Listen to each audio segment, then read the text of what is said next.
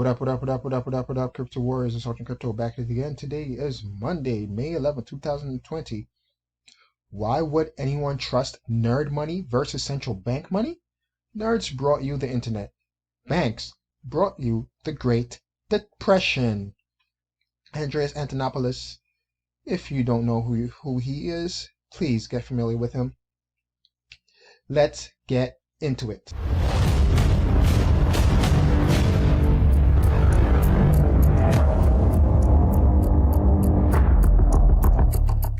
So this is CoinMarketCap.com. Bitcoin halving countdown. Bitcoin block reward will decrease from 12.5 Bitcoin to 6.25 coins in approximately 15 hours and 10 minutes. We're currently sitting at block 629,903. The halving is going to occur at block 630,000. Excuse me, had to drink some water for a second. Let's get into it. Bitcoin fees are skyrocketing ahead of Bitcoin halving. This story is from April 30th and it's coming out of Decrypt. The average fees for transacting on the Bitcoin network hit $2.94 on April 30th, the highest in 10 months. And again, this is because of people anticipating the halving. So people were either newbies coming into the space, and also, you know, the OGs like us, the people that's been here for a while, that's just basically adding to their Bitcoin position. So it caused a spike in transaction fees. And we saw that, 24 hours, so it's saying that it happened on April 30th. 24 hours earlier, the average fees were $1.28. And then a day before that, even, it was as low as 66 cents. So Thursday night, and this is as of, again, April 30th, it increased 129%. From April 1st to April 30th, the average fees increased by 673%. And again, I want to reiterate, it's because of the fact of the halving happening. People were stacking sats and causing the transaction fees to increase. And this is a chart right here. I'm zooming on it, coming from BitInfo charts, showing the transaction fees average cost per transaction. So from April 1st or prior to April 6th to after April 28th, you can see the big increase in transaction fees. No surprise there. The mempool data coming from blockchain.com. And what a mempool is, it says right here, the mempool represents the amount of data in the form of transactions that still have to be confirmed and processed by Bitcoin's miners. So if you weren't here back in 2017, then you will remember the Bitcoin fees being spiked up to over $55 per transaction.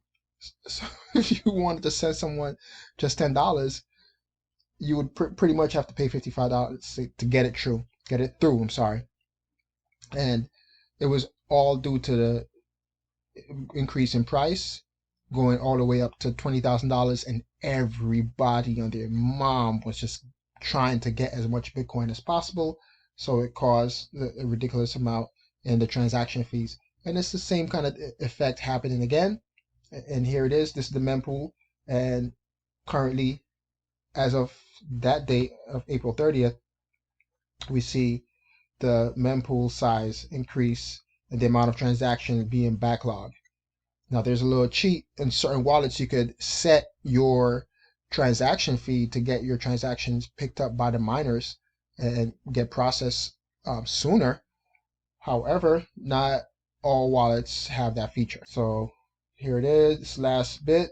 Transaction speeds on Bitcoin are partly limited by its 1 megabyte block size. The current 67 megabyte backlog displayed on blockchain.com will have to be cleared 1 block at a time. Can't try to overstuff the 1 megabyte block size. Just won't happen. You just have to wait your turn in this case. Going from one blockchain to another blockchain, which, has a backlog of, that was a weak transition. Let's just get into it. 98% of XRP transactions are empty, says report. A new research paper finds that several major cryptocurrencies are largely used for blockchain equivalent of spam. This paper is a research paper, has found that the majority of transactions on 3 major blockchain platforms are valueless. In many cases, they are largely used for spam or for airdropping worthless tokens, shitcoins, in other words. The paper's abstract states, our analysis reveals that only a small fraction of the transactions are used for the value transfer purposes. In particular, 95% of the transactions on EOS were triggered by the airdrop of a currently valueless token. On Tezos, 82% of throughput was used for maintaining consensus, and only 2% of transactions on the XRP ledger led to the value transfers. And this is coming out of the Imperial College of London, PhD students. Scroll down some more. So here we just get right to it. With EOS and XRP, majority of transactions exhibit characteristics resembling DOS attack, reads the paper. DOS, or denial of service attacks, are cyber attacks where large numbers of computers are used to put strain on a website or other service to take it offline. Regarding XRP, the paper states the throughput on the XRP ledger during our observation period appeared to be fraught with zero value transactions, adding, we learned that both transaction volume and token value on the XRP ledger are highly manipulable. As Decrypt has reported, XRP transactions are also used to trick exchanges. XRP is unique in the fact in that it can show transactions that have been paid in part, unlike other blockchains where you either have a transaction or you don't. This means there are 2 different amount received parameters, and if the exchange uses the wrong one, they might credit a traded account with far more XRP than they sent to the exchange. I would love that to happen in my case.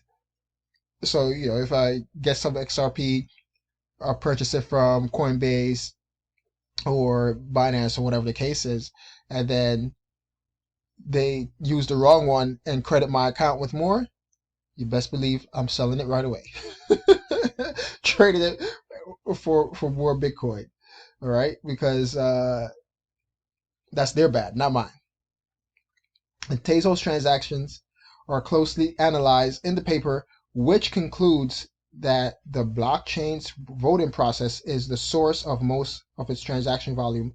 The paper states, for Tezos, since transactions per block are largely outnumbered by mandatory endorsements, most of the throughput, 82%, is occupied by for maintaining consensus. So this paper here, they're shitting on basically XRP, Tezos, and EOS. What's funny about it is the fact that that's why I only have this part highlighted. It's worth noting that the paper was contributed to by Benjamin Lifshitz. That's his name? Okay. Benjamin Lifshitz, chief scientist at Brave Software. The Brave browser's native cryptocurrency basic attention token is built on Ethereum, which rivals other cryptocurrencies, particularly EOS. So there you have it. Of course, they would be studying other blockchains and not, the one that they currently have their tokens on. So I don't know. Take that for what it is. But these transactions, again, are they useless? Are they, in the case of with Tezos, 82% is used for consensus. So it's being used for to maintain the integrity of the blockchain. And is there anything wrong with that? I don't think so. As far as XRP, maybe it seems valueless because the fees aren't that expensive. Who knows? Maybe that's why. I'm I know how to code a little bit, but I'm no PhD candidate, okay? But that's what it is.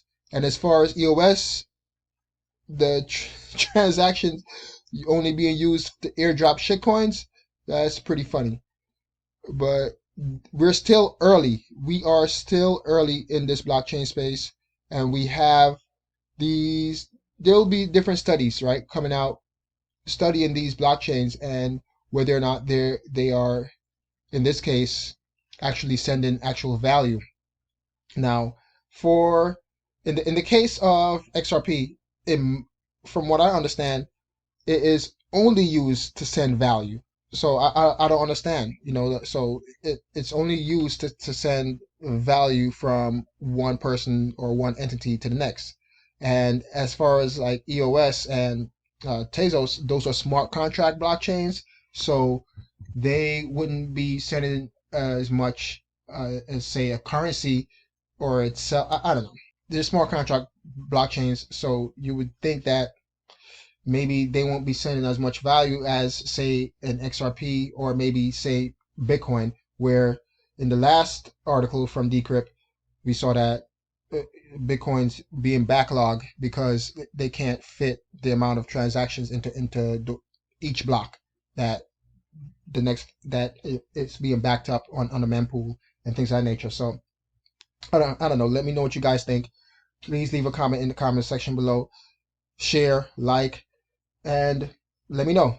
Am I wrong in my assessment of this? Again, we have to take into consideration the fact that the author of this article, right? They use their own token on a rival blockchain for one of the blockchains that they are studying themselves. Why didn't they study Ethereum along with this? So we got to take it with a grain of salt. It's Sergeant Crypto, and I'm out. Peace.